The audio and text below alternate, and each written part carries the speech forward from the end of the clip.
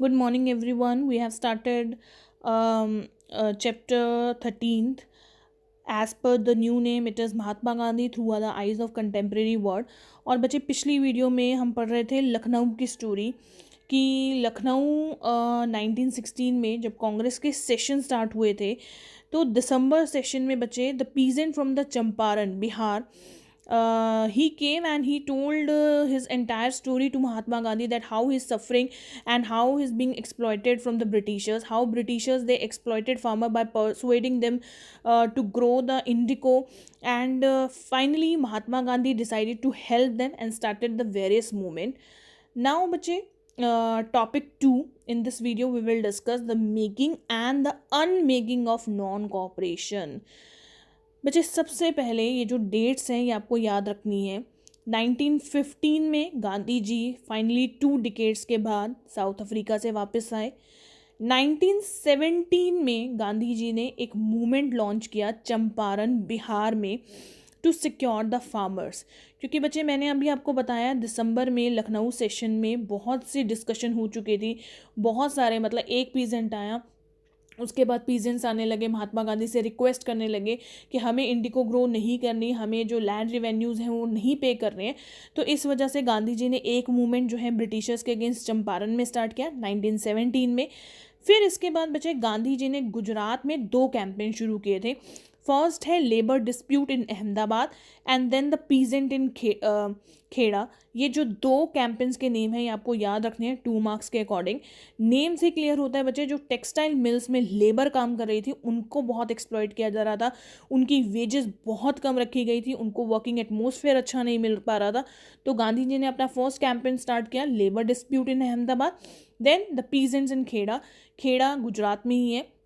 और बच्चे खेड़ा का उस टाइम पे क्या सिचुएशन थी, उस टाइम पे ना खेड़ा में एक तो फेमाइंस बहुत आते थे और प्लेग बहुत फैला हुआ था।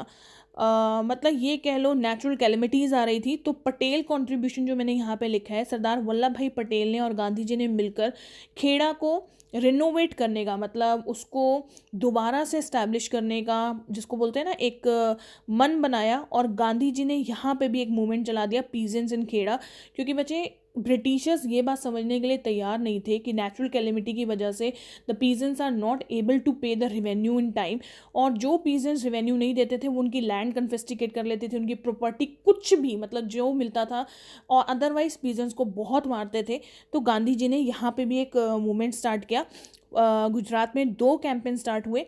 इसके बाद बचे फिर 1919 में ग्रेट वॉर स्टार्ट हुआ। ग्रेट वॉर मतलब वर्ल्ड वॉर 1 1914 टू 1918। और बच्चे वर्ल्ड वॉर 1 में जो सिचुएशन थी उसका सीधा सीधा इफेक्ट इंडियन इकोनॉमी में भी आया। ब्रिटिशर्स ही थे हमारे उस टाइम पे रूलर्स। और बच्चे फिर फाइनली ब्रिटिशर्स ने सेंसरशिप लगा दी। अब बच्चे सेंसरशिप विदाउट एनी ट्रायल का मतलब है जो मीडिया अगर कुछ भी छाप रही है वो छाप नहीं सकती।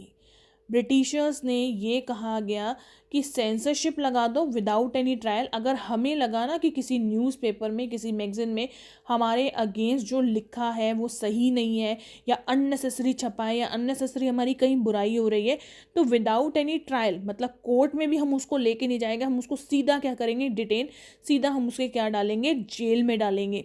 तो अब शायद आपको याद आ रहा होगा ये रॉलेट एक्ट भी है, रॉलेट एक्ट जिसको बोलते हैं। सर सिडनी ने ये पास किया था रॉलेट एक्ट। और बच्चे Rowlatt act is also known as the black act. और इसका एक बहुत अच्छा स्लोगन था, no appeal, no vakil and no dalil. ना तो हम कहीं अपील कर सकते हैं, ना कोई वकील लॉयर हायर कर सकते हैं, ना कोई दलील दे सकते हैं कोर्ट में। सीधा जिसको भी जो भी अननेसेसरी कुछ लिख रहा है या अननेसेसरी कहीं पब्लिक गैदरिंग कर रहा है उसको उठाओ और क्या कर दो, जेल में डाल दो। तो बच्चे रॉलेट एक्ट जब आया था तो गांधी जी ने रॉलेट सत्याग्रह स्टार्ट किया था इसके अगेंस्ट। रॉलेट सत्याग्रह क्या था, गांधी जी खुश नहीं थे इस चीज़ से कि विदाउट एनी ट्रायल कैसे सेंसरशिप लग सकती है, हमारी मर्जी ना, हम जो मर्जी बोले, हमारी फ्रीडम ऑफ स्पीच है, तो हमें कैसे चुप करवा सकते हैं। तो गांधी जी ने इसके अगेंस्ट रॉलेट सत्याग्रह स्टार्ट किया था। और इसके अंडर हुआ क्या था बच्चे, बंद लगाए गए थे। बंद का मतलब है स्ट्राइक्स की गई थी नॉर्थ साइड में, वेस्ट साइड में, सारे का सारे गवर्नमेंट ऑफिस बंद किए गए, schools were close. Then khadi की बहुत मैन्युफैक्चर का प्रमोशन की गई, बायकॉट किया गया फॉरेन गुड्स, उनके पुतले, ब्रिटिशर्स के बहुत सारे पुतले फूके गए, lawyers, teachers, they finally left there government jobs, lawyer ने कहा हम प्रैक्टिस नहीं करेंगे। ऑलमोस्ट नॉन कॉपरेशन मूवमेंट के टाइम पे भी ये चीज़ें रिपीट होंगी। लेकिन बच्चे जब रॉलेट एक्ट आया था तो सबसे पहले हमने क्या किया था, बंद्स को बहुत फॉलो किया था। एक दिन स्कूल बंद हो रहा है, 2 दिन स्कूल नहीं, महीनों महीने स्कूल बंद हुए, और गांधी जी के सिर्फ कहने पे ये हो गया था। तो उस टाइम पे बच्चे आप देख सकते हैं कि गांधी जी कितने इन्फ्लुएंशियल लीडर थे, एंड स्पेशली पंजाब से, क्योंकि पंजाब ना मेन सेंटर बन गया था। पंजाब वालों ने बहुत हेल्प की थी वर्ल्ड वॉर 1 के टाइम पे ब्रिटिशर्स की। मतलब हमारी तरफ से जो भी लड़ने गए थे ना, आपको पता है वर्ल्ड वॉर 1 में इंडियंस भी गए थे, ब्रिटिशर्स ने बहुत ज़बरदस्ती उनको भेजा था, तो वो सारे पंजाब वाली साइड से थे। तो पंजाब वालों ने भी ये ऑब्जेक्शन उठाई कि हमने तो इनकी इतनी हेल्प की, और इसको हमें गिफ्ट क्या मिला, मतलब हमें इसका रिजल्ट क्या मिला, रॉलेट एक्ट लगा दिया, ब्लैक लॉ, ना हम कहीं अपील कर सकते हैं, ना वकील, विदाउट एंड ट्रायल हमें जेल में डाल दिया जाएगा अगर हम कुछ भी लिखेंगे, अगर हम कुछ भी बोलेंगे ब्रिटिशर्स के अगेंस्ट। तो उन्होंने भी इसको क्रिटिसाइज़ किया। एंड इवन बच्चे उस टाइम पे बहुत नॉन कांग्रेस के लीडर और Gandhi ji even they were also detained under it. बहुत सारे लीडर्स को डिटेन, जेल में डाला गया रॉलेट एक्ट अगेंस्ट ब्रिटिशर्स को। जिस पे डाउट होता था ना कि ये तो हमारा दुश्मन है भाई, ये तो हमारे अगेंस्ट बोल रहा है, उसको चलो भाई जेल में डाल दो। And bloody climax of Amritsar, also known as Jallianwala Bagh massacre. और बच्चे मार्शल लॉ, अब आया टर्निंग पॉइंट जलियांवाला बाग। आपको बहुत डीप में नहीं बताऊंगी बच्चे, आपको पता है कि मार्शल लॉ पास हुआ था 10 अप्रैल को, 3 दिन पहले। 13 अप्रैल को हुआ जलियांवाला बाग मैसेकर, 10 अप्रैल को मार्शल लॉ पास हुआ, जिसमें कहा गया क्लियर कि आप पब्लिक गैदरिंग नहीं कर सकते हैं, क्योंकि बच्चे ये गाँव में मतलब मार्शल लॉ जो पास हुआ ना वो गांव के लोगों तक पहुंचा नहीं, क्योंकि उस टाइम पे टेलीफोन्स या कोई ऐसा तो होता नहीं था, सिर्फ लेटर्स लिखी जाती थी। तो ये जो मार्शल लॉ का डिसीजन लिया गया था, ये लोगों को पता ही नहीं था कि मार्शल लॉ भी लगा हुआ है।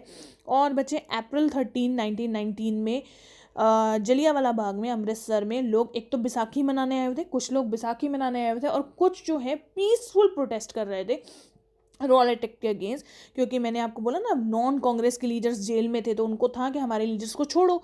और बचे फाइनली जनरल डायर, उन्होंने ऑर्डर किया कि ओपन फायर करना स्टार्ट करो। जब उनको पता लगा ना कि मार्शल लॉ जो है लोग फॉलो नहीं कर रहे हैं, हमने तो 10 अप्रैल को 3 दिन पहले बता दिया था कि पब्लिक गैदरिंग नहीं होगी, फिर ये पीसफुल प्रोटेस्ट करने आ गए यहाँ पे। तो उन्होंने सारे के सारे एग्जिट पॉइंट्स को क्या किया, ब्लॉक किया, बंद करवाए, और फायरिंग शुरू हुई। 10 मिनट तक बचे ये फायरिंग चली, बहुत सारे लोग मारे गए, almost 400 people they died, and it was a turning point in Indian history जब पंजाब को टारगेट किया गया। वही पंजाब जिन्होंने फर्स्ट वर्ल्ड वॉर में बहुत हेल्प की थी, और वहीं पे ही जलियांवाला बाग अमृतसर में ये मैसेकर हुआ, हत्याकांड हुआ ये। एंड फिर बचे, सबसे पहले अगर मैं क्लियर करूँ, रॉलेट एक्ट आया, ठीक है, ब्लैक लॉ, फिर जलियांवाला बाग मैसेकर हुआ, और एनसीएम। तो इनकी जो डेट्स है ना बच्चे वो रखो याद। Rowlatt act 1990, Jallianwala Bagh massacre also 1919, but जो एनसीएम है वो 1920 में। आपकी बुक में कहीं मेंशन नहीं है, लेकिन 5 सितंबर 1920 में गांधी जी ने क्या स्टार्ट किया, नॉन कॉपरेशन मूवमेंट। और बच्चे आपको नॉन कॉपरेशन पता होना चाहिए, not to cooperate with the Britisher. Gandhi ji ने कहा ब्रिटिशर्स के साथ कॉपरेट मत करो। कॉपरेट मतलब ना तो उनकी कोई सलामी दो उनको, ना उनका कोई लोड कैरी करो। मतलब कहते हैं ना जो रेलवे स्टेशन के बाहर कुली थे उनको भी समझा दिया गया कि आप कोई भी ब्रिटिशर्स कहीं आए कहीं जाए, इनका सामान उठाने की ज़रूरत नहीं है। लॉयर्स को कहा गया कि प्रैक्टिस करना छोड़ दो। टीचर्स को बोला गया गवर्नमेंट स्कूल्स बंद करो, मतलब जाना वहाँ पे, गवर्नमेंट जॉब्स छोड़ दो। Students they stop going to the school. ये था बच्चे एनसीएम। और गांधी जी ने उस टाइम पे क्या कहा था कि इंडियन के स्वराज की बात हुई थी, इंडियन फ्रीडम की। अगर हमें इंडिया का स्वराज चाहिए तो एनसीएम का सक्सेसफुल होना बहुत ज़रूरी है। अगर नॉन कॉपरेशन हम करते हैं ब्रिटिशर्स के साथ तो विद इन अ ईयर हमें क्या मिल जाएगी, इंडिपेंडेंस मिल जाएगी। और बच्चे उस टाइम पे गांधी जी की स्ट्रेटेजी क्या थी, जो खिलाफत मूवमेंट स्टार्ट किया था by the 2 brothers Mohammad Ali and Shaukat Ali, Gandhi ji ने उसको भी अपने में इंक्लूड कर लिया था। खिलाफत नॉन कॉपरेशन मूवमेंट का नाम दिया गया। और बच्चे खिलाफत मूवमेंट और नॉन कॉपरेशन को मर्ज किस लिए किया गया था, ताकि हिंदू और मुस्लिम्स की यूनिटी बढ़े।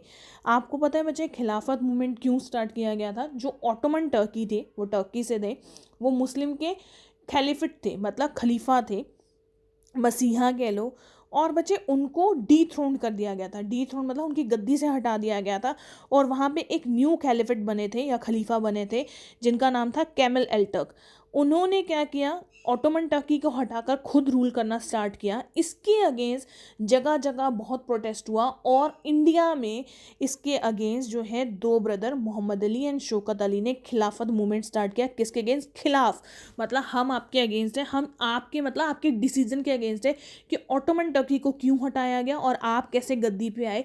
इस वजह से बच्चे उन्होंने खिलाफत मूवमेंट स्टार्ट किया था। और जब गांधी जी को पता लगा ना कि मुस्लिम्स भी मतलब हम ब्रिटिशर्स के अगेंस्ट लड़ रहे हैं और मुस्लिम किसके अगेंस्ट लग रहे हैं, किसके अगेंस्ट लड़ रहे हैं, कैमल एल्टक के, तो उन्होंने गांधी जी ने एक ऑफर रखा कि आप ऐसा करो, हमारे साथ क्या करो, मर्ज कर लो इस मूवमेंट को। और बच्चे गांधी जी का एक सबसे बड़ा यहाँ पे रीज़न क्या था, वो यूनिटी चाहते थे इंडियन एंड मुस्लिम्स के बीच में। तो उन्होंने खिलाफत मूवमेंट को भी अपने अंदर मर्ज कर लिया। इसके बाद बच्चे आपका सेकंड नेक्स्ट टॉपिक है निटिंग अ पॉपुलर मूवमेंट। मतलब गांधी जी ने finally non cooperation movement start किया। और नॉन कॉपरेशन में बच्चे आपको पता है, मैंने आपको बता दिया, खिलाफत मूवमेंट ज्वाइन किया, स्टूडेंट्स ने जाना छोड़ दिया स्कूल, लॉयर्स ने रिफ्यूज़ किया कोर्ट, वर्किंग क्लास स्ट्राइक, बहुत सारे क्लासेस ने स्ट्राइक किए कि हम काम पे नहीं जाएंगे।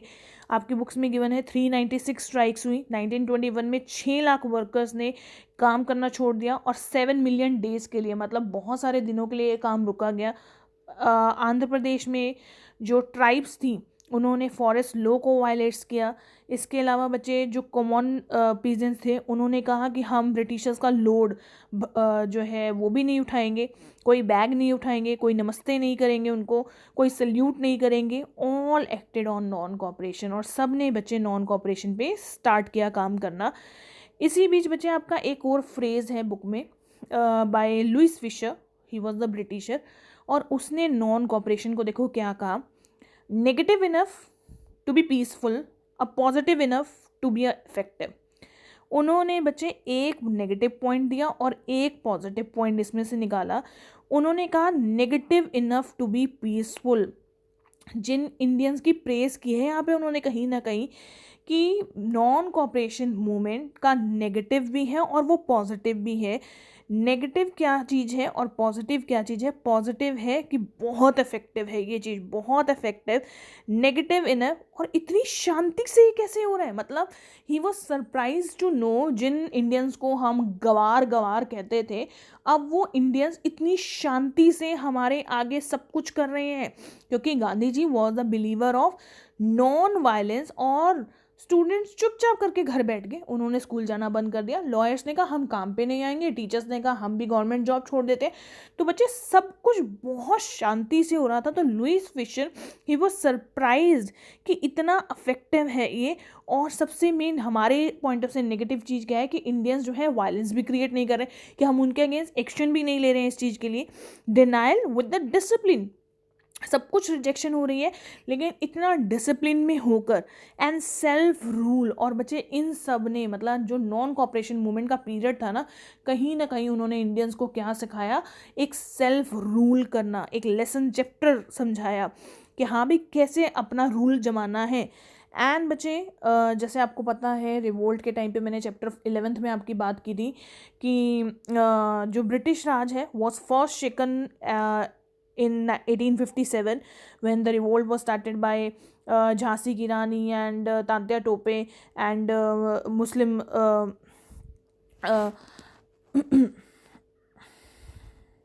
मुस्लिम रूलर बहादुर शाह जफ़र। और इसके बाद बचे फिर जो ब्रिटिशर राज जो दोबारा शॉक हुआ है ना, वो नॉन कॉपरेशन मूवमेंट से ही हुआ है। नॉन कॉपरेशन मूवमेंट को उन्होंने पहले बहुत लाइटली लिया था, जब उन्होंने देखा ना कि सब कुछ बहुत अच्छे से कर रहे हैं ये, तो इन्होंने कहा कि इसको स्टॉप करना चाहिए। और बच्चे इससे पहले कि ब्रिटिशर्स कुछ करते, आई थिंक पीजेंट्स ने एक गलती कर दी, उन्होंने चोरी चोरा जो है कांड कर दिया था, इंसिडेंट कर दिया था गोरखपुर में। उस टाइम पे बच्चे जो गोरखपुर था जैसे आज यूपी में है, वो यूनाइटेड प्रोविडेंस थी, उत्तराखंड के साथ भी इसकी जो है प्रोविडेंसेस लगती थी। और बच्चे 10 फरवरी 1922 को जो पीजेंट्स हैं उन्होंने क्या किया, रात को पुलिस स्टेशन को जला दिया, आग लगा दी, जिसमें 23 पुलिसमैन दे वर बर्न अलाइव, जिंदा मारे गए। और बच्चे उन्होंने पता है क्या कहा, जब ब्रिटिशर्स ने उनको अरेस्ट किया तो उन्होंने कहा हमने तो गांधी जी के कहने पे किया था ये। गांधी जी ने नॉन कॉपरेशन मूवमेंट स्टार्ट किया था, उन्होंने कहा था ब्रिटिशर्स के साथ कॉपरेट नहीं करना, इसलिए हमें बहुत गुस्सा था, इस वजह से हमने जो है वो पुलिस स्टेशन पे आग लगा दी। और बच्चे जब एनसीएम पीक पॉइंट पे था, पीक पॉइंट पे मतलब जब ब्रिटिशर्स को लग रहा था कि हाँ भाई इंडियंस बहुत अच्छा कर रहे हैं, उस टाइम फाइनली 10 मार्च 1922 को गांधी जी ने इसको क्या किया, विड्रॉ करना पड़ा गांधी जी को, क्योंकि गांधी जी की जो आइडियोलॉजी थी ना नॉन वायलेंस की, उस पे चोरा चोरी का इंसिडेंट होना, वो बहुत ज़्यादा डिसअपॉइंटेड थे। इवन उन्होंने बच्चे कोई जस्टिफिकेशन नहीं दी ब्रिटिशर्स को। महात्मा गांधी को, बहुत सारे लीडर्स को अरेस्ट किया गया इसके अंडर, और महात्मा गांधी ने कोई जस्टिफिकेशन नहीं दी कि क्यों क्या कैसे हुआ। उन्होंने सीधा कहा सिंगल हैंडली, मतलब उन्होंने किसी से नहीं पूछा कि मैं एनसीएम विड्रॉ करूं या ना करूं, उन्होंने नॉन कॉपरेशन मूवमेंट विड्रॉ कर लिया। और बच्चे उस टाइम पे ना एक जो उनका केस है, केस जज कर रहे थे कोर्ट में, जस्टिस का नेम आ सकता है आपका सीएम ब्रूमफील्ड।